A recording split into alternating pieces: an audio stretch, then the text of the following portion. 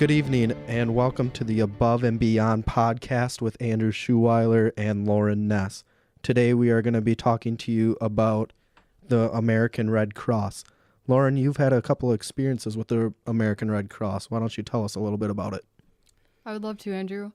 My first experience with the American Red Cross was back in 2010. I went to basic training in Fort Jackson, South Carolina as an enlisted soldier.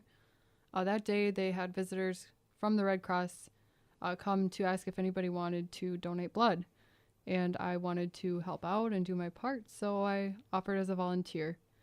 And I was a little nervous at first. It was my first experience donating blood. The whole process took about 15 minutes.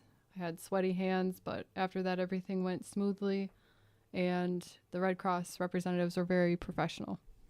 And towards the end, they actually offered us Oreo cookies, which our drill sergeants wouldn't have allowed, so I was pretty happy about that. Yeah, and today Lauren and I actually met with a Red Cross worker, Melanie Cheetah, and she told us about the founder of American Red Cross named Clara Barton, who was a pioneering nurse who founded the American Red Cross and actually helped out during the American Civil War with war veterans and getting letters and stuff back to their families.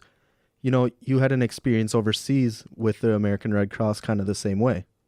Absolutely. I was a member of the Minnesota Army National Guard, part of the 34th Combat Aviation Brigade out of St. Paul, Minnesota. And when I was overseas, I heard news from my mom about the condition of my grandpa. And it turns out he was in critical condition and he only had a few days.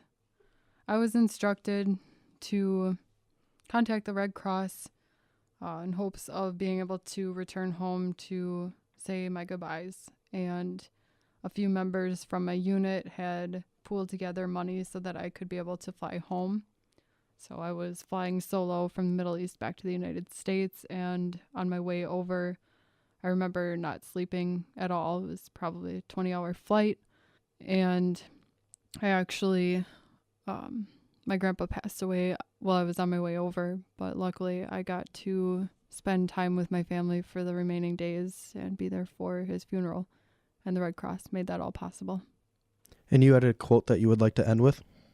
The quote is actually a quote from Clara Barton, the founder of the American Red Cross, and she said once, "I may be compelled to face danger, but never fear it. And while our soldiers can stand and fight, I can stand and feed and nurse them."